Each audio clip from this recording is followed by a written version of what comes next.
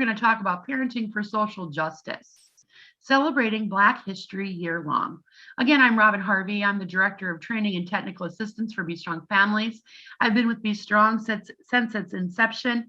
I am a mom of 8 kids, and some of them are married, so I have 2 grandbabies, granddaughters, and I am so thrilled to be here. Before Letechia introduces herself, I just want to give a brief shout out to our tech support today, Andrew Hitchcock. He's up in Minnesota, and he helps us keep everything moving really well. Go ahead, Letechia. Hi, good afternoon, everyone. My name is Letechia Holmes. As Robyn have mentioned, I am one of the founding partners with Be Strong Families. I'm also our evaluation and quality assurance data manager. I am a mom of 12, a grandmother of 9, and I am also on my way to be a new mother-in-law of a new daughter-in-law. So I'm so excited about that. All year. And celebrating them outside, just culturally overall, and celebrating our family.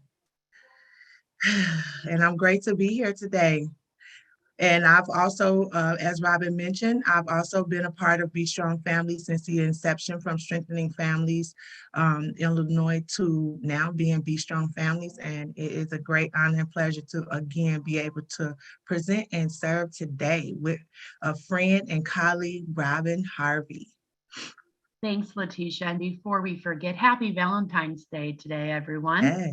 If you celebrate Valentine's Day, hug your loved ones, your kids, your family, your friends. Can't tell people enough these days that we love them. All right, Andrew, you can go to the next slide. And before we start the questions for the day, I just want to kind of set this up. So parenting is hard, right? Like, I'm a mom of 8, and keeping all my kids, moving forward in a way that's healthy and productive for them can be hard and excruciating. And these conversations to me are so life-giving.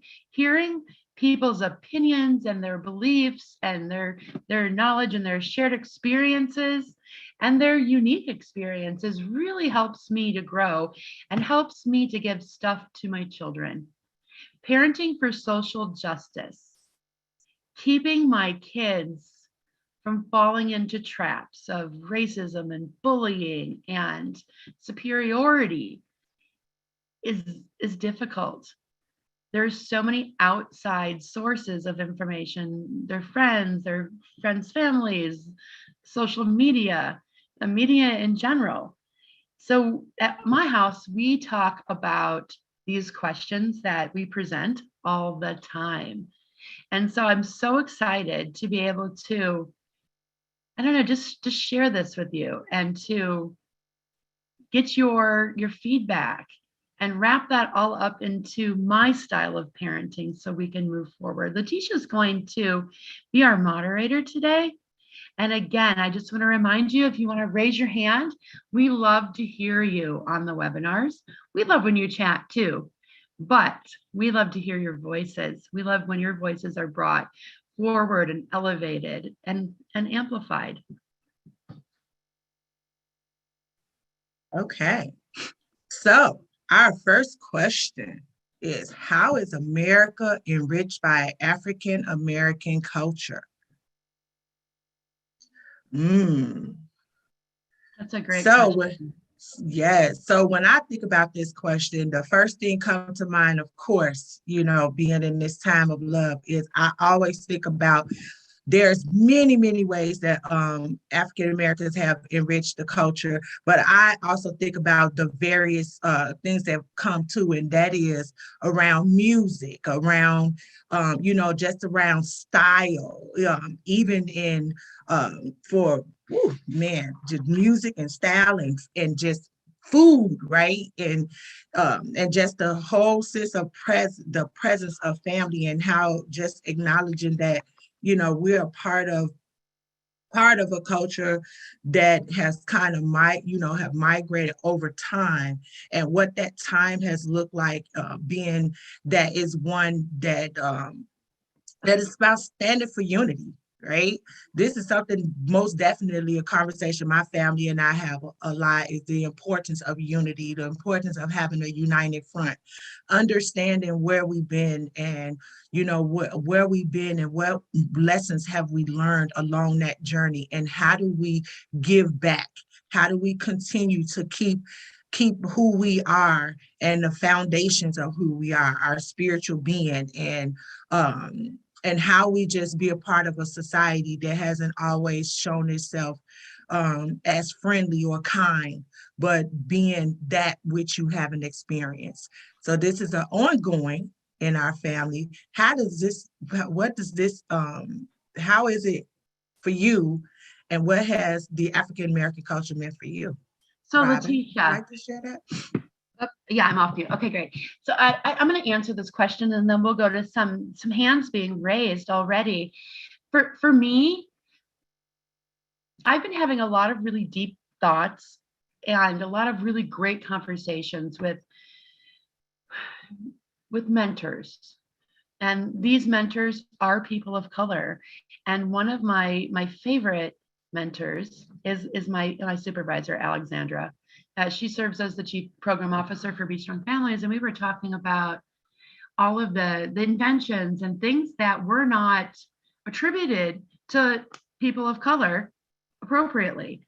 Like, white people took their ideas and got the credit for them. And she's been pointing all of these out. And that's really been leading me to a lot of conversations about not just people who did these great things, because we tend to focus on them, on one month a year, like Black History Month. But how do we celebrate the people in our lives every day?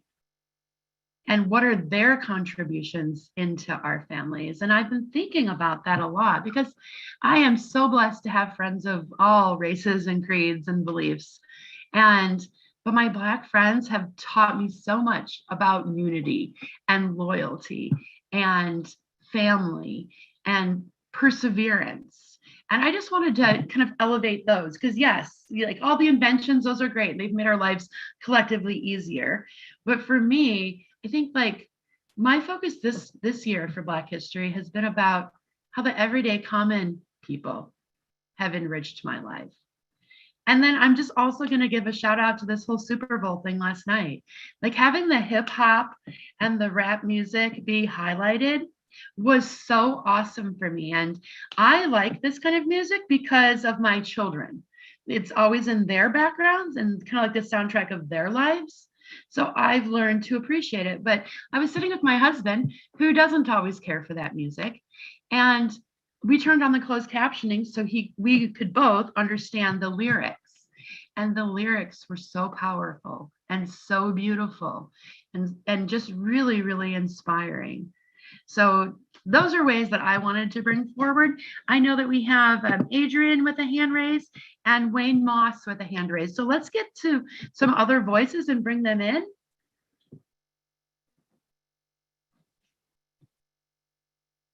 Hi, Adrian. Good morning. I've unmuted. Hi, good morning. Hi, Adrian. Hi, Letechia. Hi, Robyn. Robyn trained me for Be Strong Families, so there's a lot of love, and I love meeting you, Letechia. It's been wonderful, and I want to say that I've always had a variety of friends of all cultures as well, and that it's really enriched me on a personal level, because every culture from each friend that I make is A to Z. It's everything that you mentioned, Letechia, from music to food to, just it pervades every part of our life. And it's so much a part of our life, whether we listen to rap music or listen to soul, or whatever, even Scott Joplin, all these different kinds of things are the background of our lives. But what has enriched me the most, really, in the 2022s, the 2021s, are my friends who name it, and they name whatever it is. And there's nothing like um, somebody from the Black or African American culture, whatever name you would prefer at this time, to really express what is going on in terms of current oppression in our community.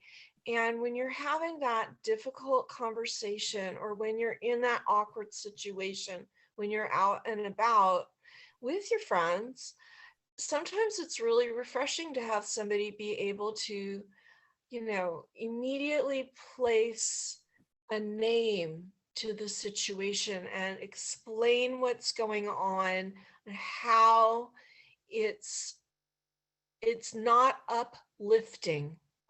It's actually the opposite. It's diminishing, and it's pushing people down. It's keeping people down. And by naming it, you're able to take a moment, pull back your utter, horror at experiencing the situation, and then you're able to refresh your mind, accept what's going on, and take the steps that need to be taken to uplift, especially if you're in a friend situation. It may be at work, it may be, while you're getting a cup of coffee together, it may just be talking about something else. It may just be talking about the Super Bowl halftime together, but what's important is to understand, why did it take so long for us to get here? Um, it just, why perhaps the Black Eyed Peas doing their thing 10 years ago wasn't enough, and that we needed to do the Super Bowl halftime show now to bring American culture together and to express the anger and the fear and the horror that so many people in our country have experienced by other people in our country, which is really sad and really needs to be changed. So that's my thoughts. Thank you. Thanks, Adrienne. And we're going to listen to Wayne now. Wayne, welcome.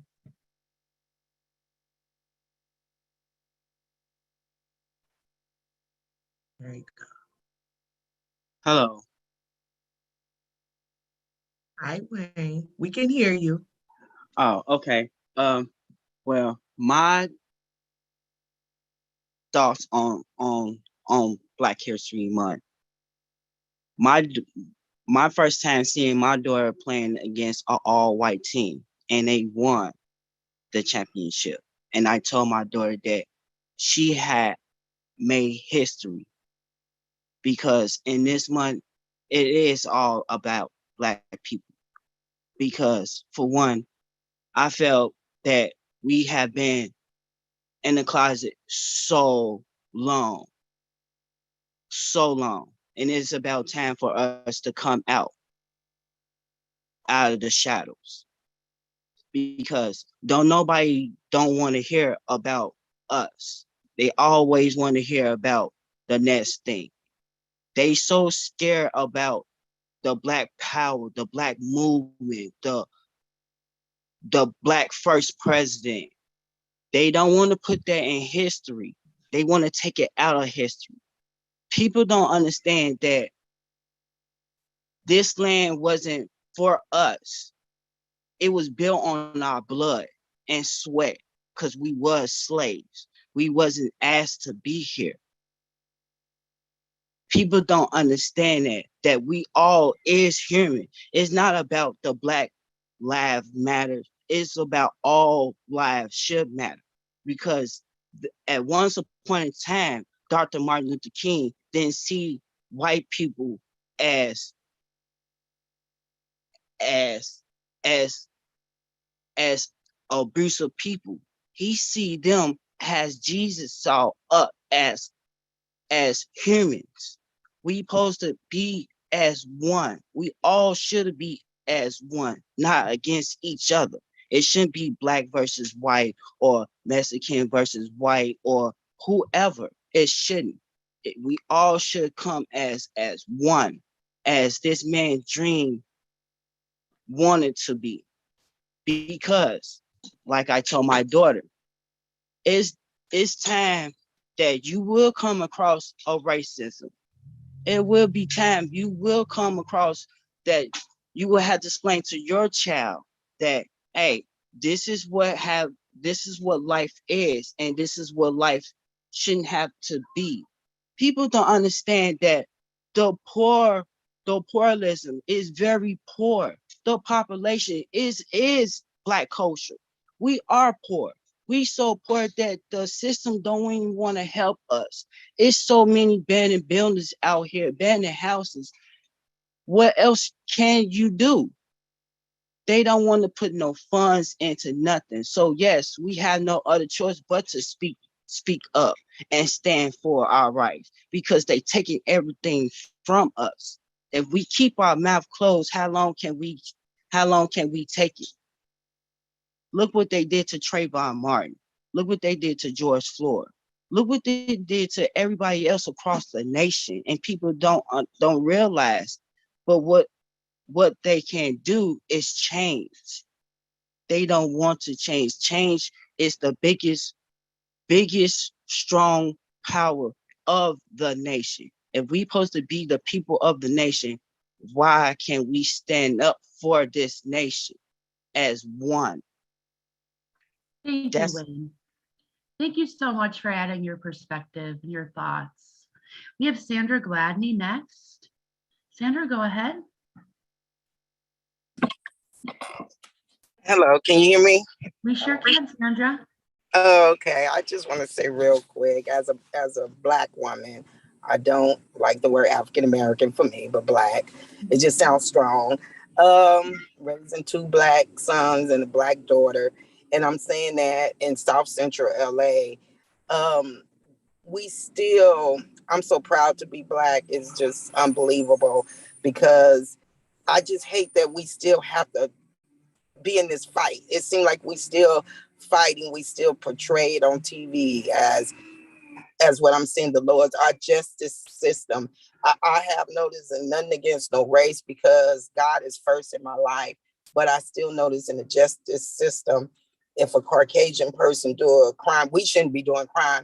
It's still a difference with a black person and stuff. So we still getting that short, not understanding. So my job is to teach our children, not because you're black or you white. You can be what you want to be.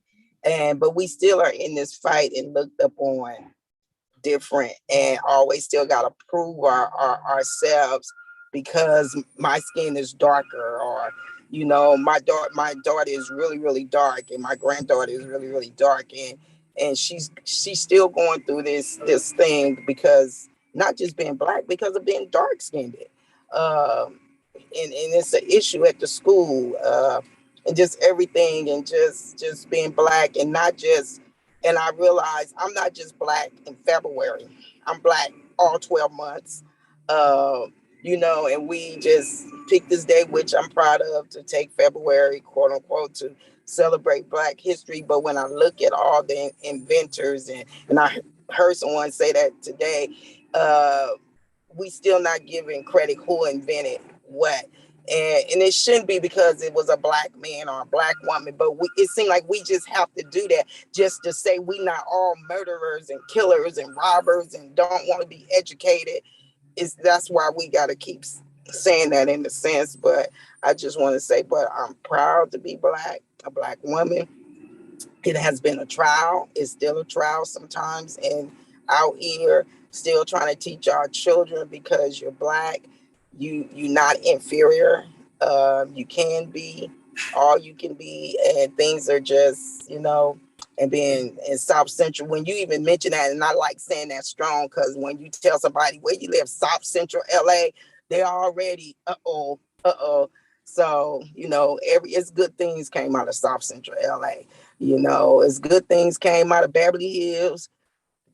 the bottom and everything. So I just want to say that, just been proud as being a Black person in America. Sandra, thank you. Thank you for joining and lifting up that such important message. So grateful for all of you who are contributing to our conversation. All right, Andrew, why don't you go to the next question? We had some comments about that too, Sandra. I love that, said Tasha, and Tiffany said, beautifully said. And the next question that we're going to go over and talk about is, what have you learned from coworkers about different experiences of being an American? Mm-hmm. What have you learned from coworkers about different experiences of being American? Let's see if we can get some additional voices into the room. If you haven't raised your hand yet, give it a try. We're pretty friendly.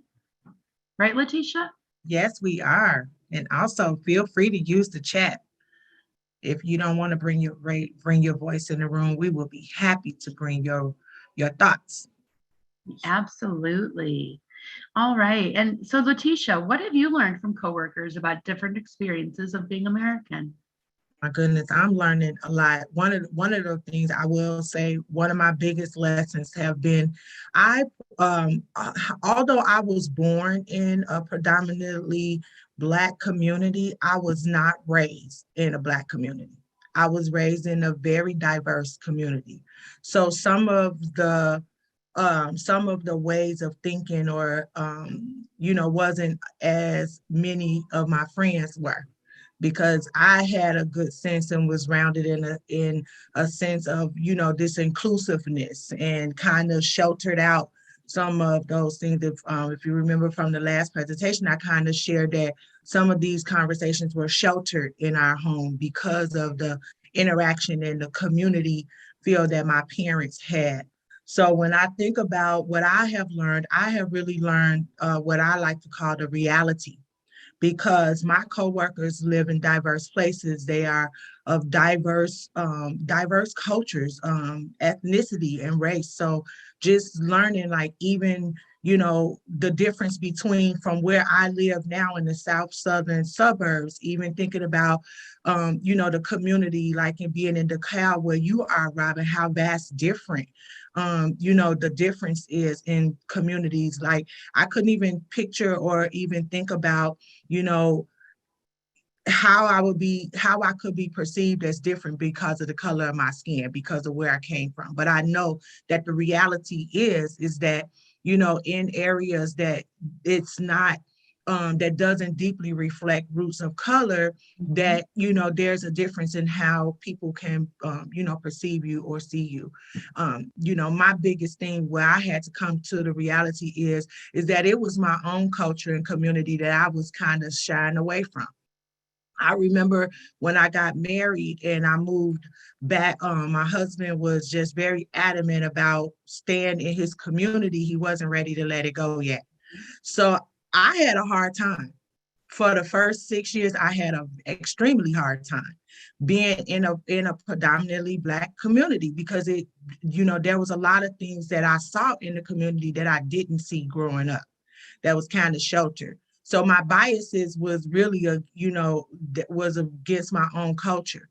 But since then, what I've had to think about and learn is that how this will affect my children and the conversations moving forward, when their reality could be very different depending on where they're going. So I didn't want them to have that same experience, especially having my youngest child and grandchildren who is pretty much growing up where the conversation around African Americans or Black people don't hold very different seats of politically. When they grew up with a Black president, so they would never really, fully embrace the understanding that in the past it was basically wasn't meant for, for a minority to serve in these political roles, but they get to see this as a part of their upbringing, as a way to that they could represent, that it's, that what this could balance and this equality could look like overall. So definitely I'm learning that more and more, that even with being the color of my skin, and that there's various lessons, and that we learn a lot from each other, and that we take them and share them deeply within our own roots, but to also be connected and to learn more, and to embrace the community or the dominancy of culture that I'm a part of.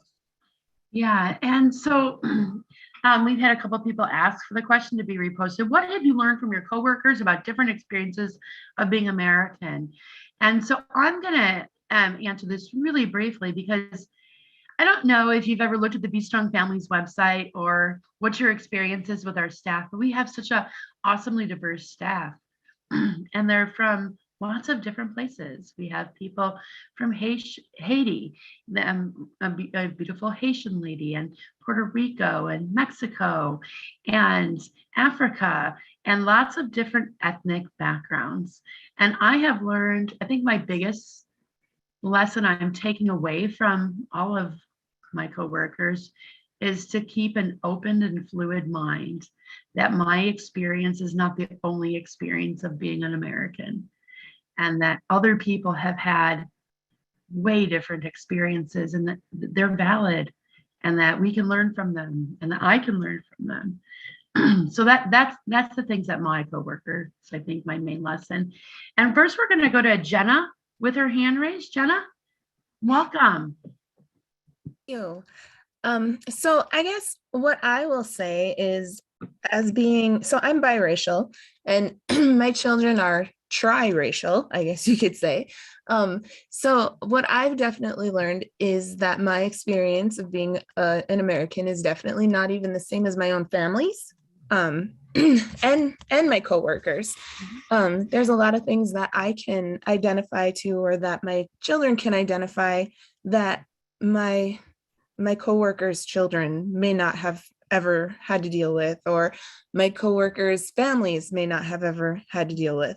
And my kids and I are both all very light skinned. My kids are they're passing, but they're also half native. And so the thing is I feel like we're always being questioned on what we are or who we are.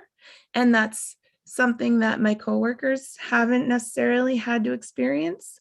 And that's definitely like, it's very interesting to live in a world where your identity as an American has to be questioned. However, somebody who was raised in the same area as you, had very similar lifestyle growing up, has not ever had to experience that.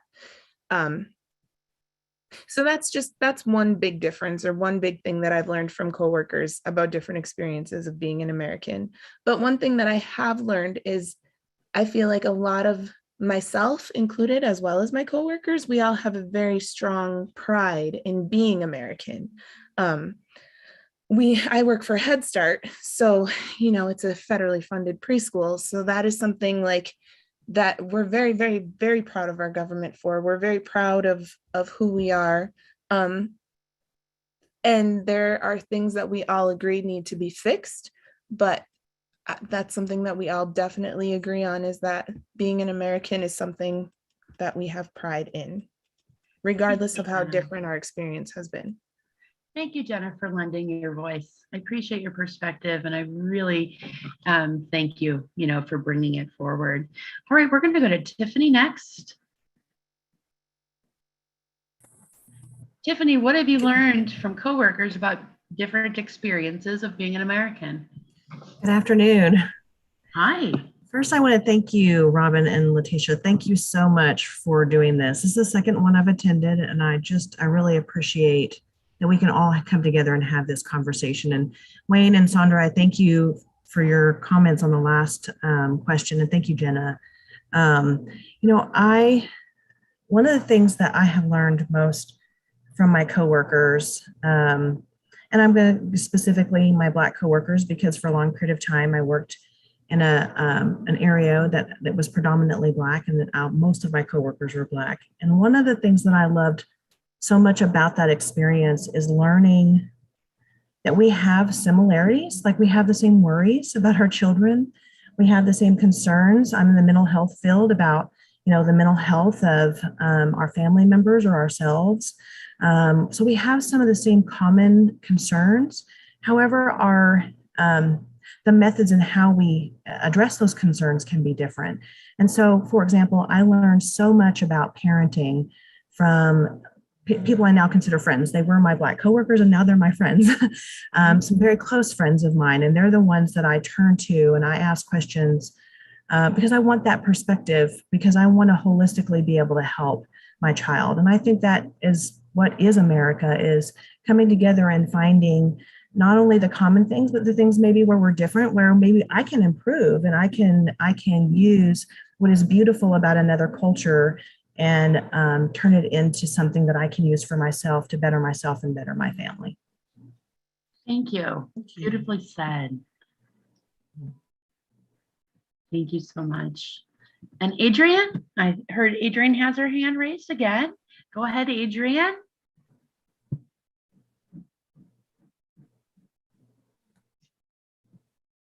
Hi. I have had recent experience working with the community here in the Los Angeles County area and coworkers who are of color. And it doesn't always go as smoothly as you'd like it to. Maybe, coming from a point of view of inclusiveness myself, I found that my chair was where everybody comes to unload on the white looking person who is mindful and thoughtful and can translate it to the other people who might not be on board yet. And so it's very overloading, this organization is a nonprofit and works with a large number of other organizations all throughout Los Angeles, and there's a lot of oppression. We'd like to think that we're raising everybody up and that we're teaching everybody to be together, but this is not what is actually happening in reality. And I was actually asked by the head of the organization to communicate oppression to somebody, like it would be my job to say, no, that's an oppressive act. And it can be the smallest things that are oppressive acts. Somebody needs a debit card, and rather than give the debit card to them in their name, they take a board member's debit card, and it's a white male, and they're not a male, and they're not white, and they're not in a safe part of town, where they might have the 2 seconds to say, but wait, this debit card is okay, and I'm okay, and I have permissions. When you're in South Central Los Angeles, that may not be an option when the police are walking over to you. So that's oppression, and we're going to name that. And when you're asked by the boss to tell the board member that just handing your debit card to this person is oppression, that's kind of scary. And because there's a lot of cultural aspects to it, you're not just talking about the physical act, you're talking about all of their perceptions about safety, about what's acceptable practices in accounting, about what's acceptable practices for the business. And so there's a lot of thought to it. And I just want everyone to sit and really think about these microaggressions that everybody keeps talking about, because this is an example of a microaggression. And I'm sorry, I can't hear you, Robyn. I can see. Yeah, there you are. Yeah, and I had myself unmuted. So crazy. I really appreciate you giving us an example of a microaggression that we can all, take a look at. I think that those things are important. I really appreciate that. And thank you, Adrian. Wayne Moss, you're going to be up next with your hand raised. Hi again, Wayne. Hi. For that question, I can relate because I used to work at 3 car washes out here in Rockford in Illinois. And what my experience was, I used to work with this Puerto Rican man, and by me coming out here, my first time coming out here, I did not understand the language because out here is different parts of Rockford. You got the east side that's all black, and then you got the south side that's all Mexicans and Puerto Rican, and then you got the west side that's all the upper rich classes at. So I used to live on the south side, and by me working with this Puerto Rican man, it it took me a while to understand him and get to know him. But he was a cool guy because he took his time and let me know the things that I can do and cannot do over here. Because over here on the south side of Rockford, it's like totally different. They rules is totally different from each part of Rockford. So it's like you gotta fit in or not. Cause if you're not fitting in, they will, how can I say it, push you out of their community. So I had no other choice but to fit in. Did I wanted to fit in? No. But I had to because I had my kids and my family. So I had no other choice but to fit in. But I always told my kids, don't ever misplace your feelings or your culture because who you are is just what you is and what you are. Hmm. Thank you, Wayne. I appreciate that. I appreciate you sharing. All right, and Kimberly is bringing her voice into the chat and said, this is what I enjoy so much about Parent Cafes. You get to see how much we all have in common. I agree with that, Kimberly, we do. Let's go ahead and go to the next question, Andrew, so we can get to that fourth question too. How do you learn about and honor your ancestors? I love this question because my house is full of ancestry stuff. I honor them a lot by having pictures and sharing stories. I have a little 3-year-old granddaughter who lives with me, so I'm forever toting her around, pointing out different people. This is your great grandma Susan, and this is what she was about, and she would have loved you, and this is what she would have taught you. Yes. I have like pieces of jewelry or pieces of furniture, that when we sit in great grandma Helen's rocking chair and I rock her to sleep, I'll talk to her. You know what? Your great grandma used this rocking chair to rock her babies to sleep. And then her babies used it to rock their babies to sleep. And you're the 5th generation that's been rocked to sleep in this rocking chair. So lots of stories, lots of tangible stuff is how I do that. Mm-hmm. Yes, even as you were sharing that, I miss my grandparents. Mm-hmm. And I just found the last of my grandparents' home.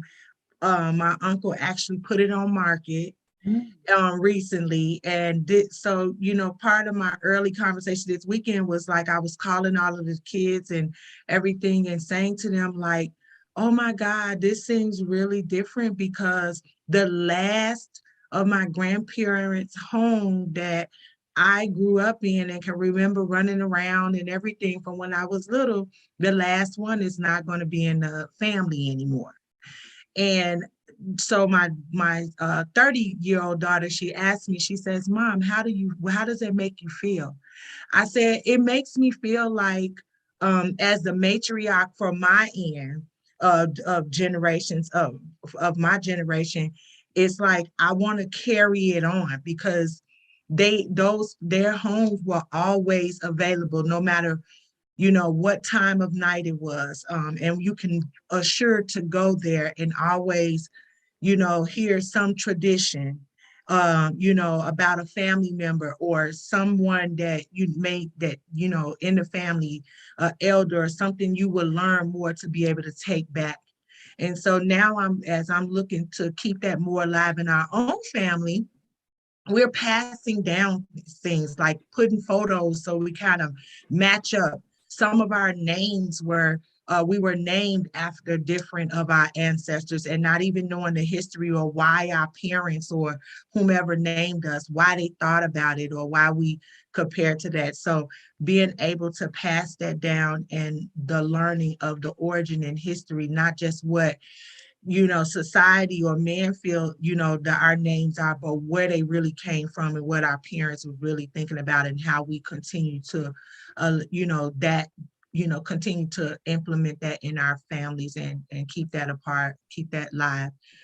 It's something that I'm doing, and as we're learning, and I'm still learning too, so many different, but I just don't want to lose that or don't want my children or my grandchildren to lose out on having that solid foundation, especially to lean back on when they do show up, when tough situations do come up, like they can rely on that strength.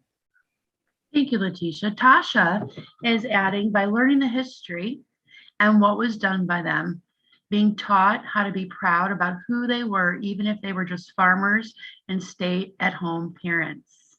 Thank you, Tasha. And then James is saying, I have an ancestral shrine in a corner of my home.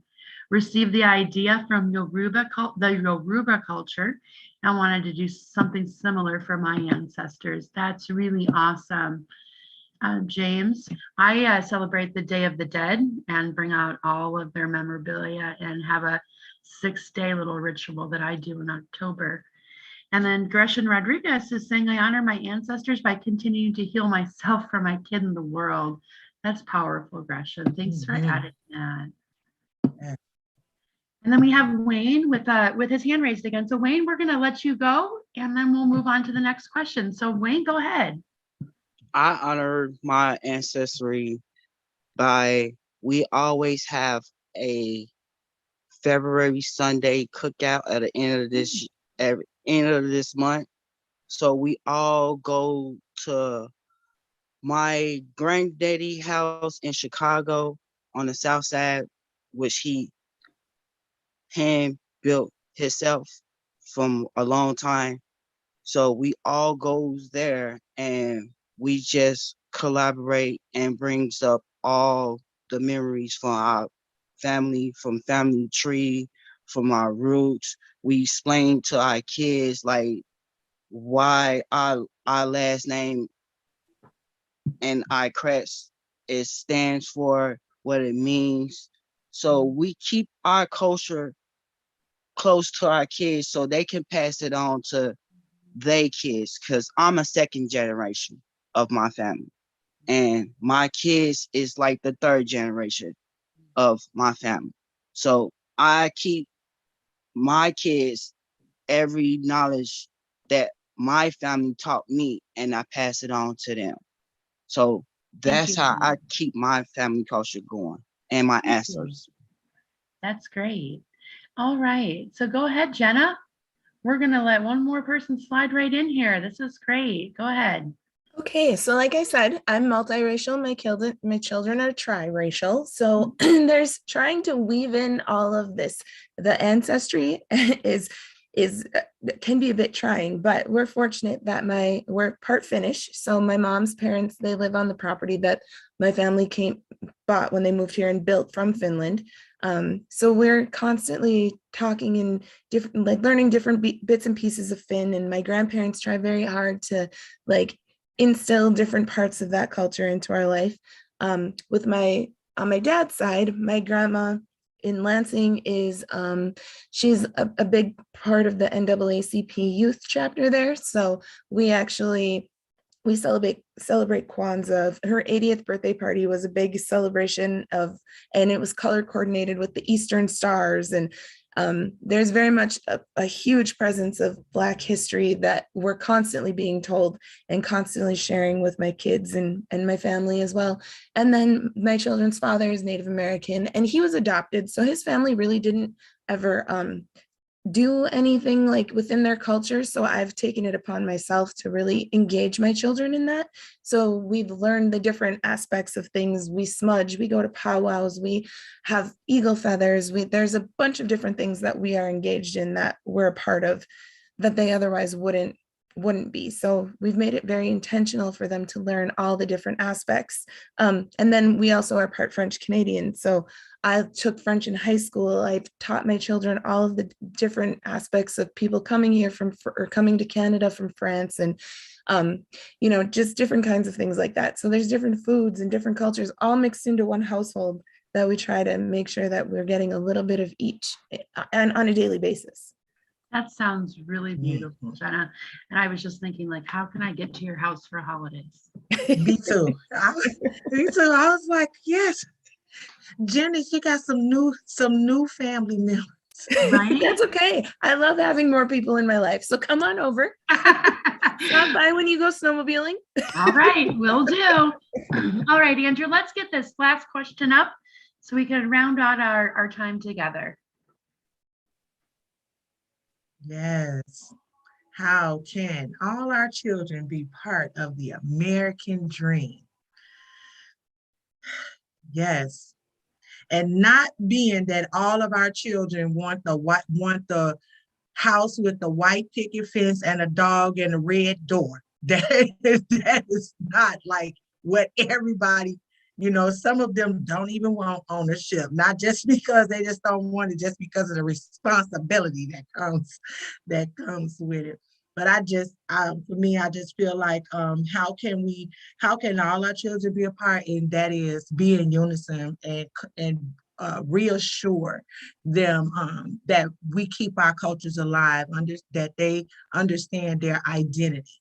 And where they came from and what that means to them, and honor their voice and where they are. I think like one of the participants has shared that, her culture is very different than what her family culture was, but, and I'm sure that changes over time. So just being able to honor each of their experiences and how we're able to bring that together in a positive way. All right, so we have two people who have put into chat. My family and I honor our ancestors by continuing to celebrate our new Yam Festival, even here in the US. And I'm sorry, I didn't even want to attempt your name. So if you wanted to raise your hand and pronounce it for me, that would be so great. And then Adrian said, by listening carefully and enjoying what's shared. And Davitra, teaching humility and respect for all, no matter the differences. When we don't understand someone's differences, let's learn about them, respect their beliefs and culture. Thank you. And then I would have to answer this question really similar to Davitra. And that would be like, there is no one American dream.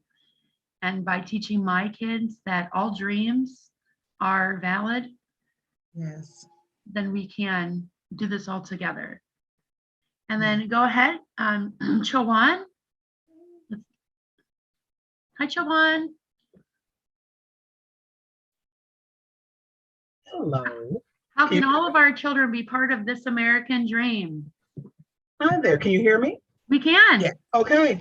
I would say by not teaching racism, we are all born not knowing what the difference is between skin color, but the parents and families, it's our duty to make sure that we don't teach bad things that have been taught, not that one race is better than the other. Whites aren't better than blacks. Mexicans aren't better than Asians. And, just all the way throughout, if it's not taught, a child would not know it. So we have to be very careful in what we tell our children when we're raising them.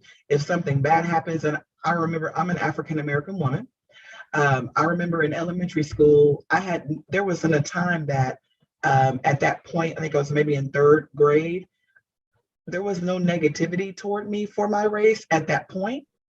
But I was being raised by my grandparents, and they did tell me one day it's going to happen. So they did warn me about it. So one day I was walking home from school, and a little white boy yelled out the bus the N word. And when he did that, it just about broke my heart. So about time I got home and talked to my grandma about it, she said, remember a long time ago I told you that you were going to face this? Remember that? And I did remember. And I was like, well, that was it. That was the time. So if we're taught what to look out for so that we know, that's a good thing. But you don't want to teach people that, don't trust these people, or they're better than another person, because we're all the same. No one race is better than the other. Thank you, Chawan. Thank you so much for You're welcome. your experience. Deanne says, yeah, I think believing there is one American dream is problematic. We have various dreams, so we need to explore that. And James is adding, we need to continue to do this type of work and always invite someone to join in. Also, we need more people like all of us here today, those of us who believe in DEI, accepting everyone, unity rather than division, etc., in positions of power, so that we can get this old way of thinking out of decision making, which has a huge impact on all of our lives. Thank you. All right, Andrew, why don't you unmute yourself, and then we'll have Wayne as our last speaker. Adrian's also saying, I teach my children to stand up in the face of racism and bigotry, whether it's against them or someone else. Sometimes just one person saying no, it matters. It does. And then Jenna is adding, we need to make sure that we're teaching the difference between racism and anti-racism. Yes, Jenna. Tiffany, she's affirming Chawan. Chawan, I couldn't agree more with you. All right, Andrew, go ahead. Hey everyone. I was just thinking over this question and just felt inspired to share. I think an important thing for me is the idea, some people have already said, there's multiple American dreams. I think it's important to also think about how the American dream is constantly evolving. Just thinking about how back in the day, the American dream was going out west, going out west and getting a plot of land and everything like that. And the American dream eventually became that whole house with a white picket fence. And I really want to teach my children that whatever American dream is the reality when they're growing up, that it doesn't erase the voices of others. You think about this whole go out west, whose land are they taking to realize that American dream? So I really want to talk to them about that, and keep in mind for myself that my children will have a different definition of the American dream. My wife is Filipino, so my children are going to be Filipino American, and I want to make sure that whatever I'm talking to them about, that I keep in mind that it's going to be different for them. So yeah, that's it for me. Thank you, Andrew. Can you unmute Wayne one last time, and then we're gonna get to our closing. Go ahead, Wayne. Okay. Me as a parent, I think that we should open more doors for our kids. That way they can see for themselves what the dream can be. I think as a parent, we should guide our kids the right path, not the wrong path, to the American dream, because I think that's the only way that our kids can see their future. If we don't show our kids or teach our kids the right way, how can they learn from their mistakes? Yes, thank you, Wayne. What a beautiful space to round off our time together. Thank you all so much for such an interactive webinar today. Hey, Andrew. So today we're going to amplify something, and Be Strong Families is amplifying Black history. So if you would like to put your Amplify tag into the chat, just simply put or hashtag Amplify, and then whatever you're amplifying. So today I'm going to amplify love for everyone and appreciation. I'm just so filled. Adrian's going to amplify mindfulness. While you're doing that, if you'd please fill out the ending poll. And up on the screen now is our More Perfect Union Parent Cafe in a Box. These questions explore the nexus between parenting and social justice. So there's topics on LGBTQ, racism, bullying, homophobia, how we parent in a world with these things going on. Next slide, Andrew. If you're interested in learning how to host a parent cafe for your agency, you can go ahead and zap this little code, or Andrew has or is going to put in the link. There it is. Jenna is amplifying unity. And Tasha's amplifying unity and being proud of being Black every day. Thank you. Wayne is amplifying peace, and Letechia amplifying one love. Thank you very much. Okay, next slide, Andrew. Join us on Friday, the 18th, which is this upcoming Friday, and Friday the 25th. We are debuting our new and revised Dad Cafe in a Box questions. So we'll be having a taste of Dad's Parent Cafes on the 18th and the 25th. Please join us. There is a registration link there. Tiffany is amplifying love. So tomorrow, February 15th, values with Claudia, and that is going to be presented in Spanish. Wednesday is Going the Distance, a parent's journey with Greg Cox, good friend of Be Strong Families. And then on Thursday, again, we'll have another Spanish webinar, and this is going to be about self-concept with Ana Laura Garza Garcia. That one, again, will be put in or be presented in Spanish. So if you have friends, families, coworkers, and you enjoy these webinars, please let them know about them. And for the next English webinar with Greg Cox, Andrew has put the link in. So if you have not yet, subscribe to us on YouTube. You can find all of our webinars, all the past webinars there. You could rewatch them, you could join in, but make sure you subscribe so you get notified. On behalf of myself and Letechia and Andrew and everybody at Be Strong Families, happy Valentine's Day, happy Black History Month. Keep our conversations going. Be a good listener, be a good conversationalist.